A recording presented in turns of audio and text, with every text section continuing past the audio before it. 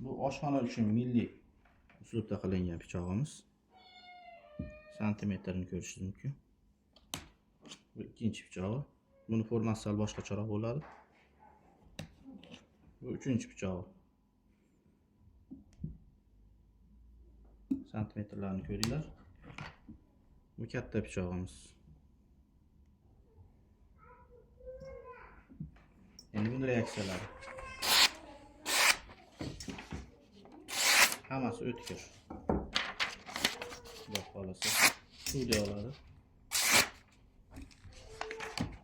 Endi bu chopqimiz. Metallari zanglamaydi. Chopqimiz soplari oxirigacha kelgan. Baquvvat. Bu 1 kilolik boltachasi. Suyaklarga qaytmaydi, xudo xolasa.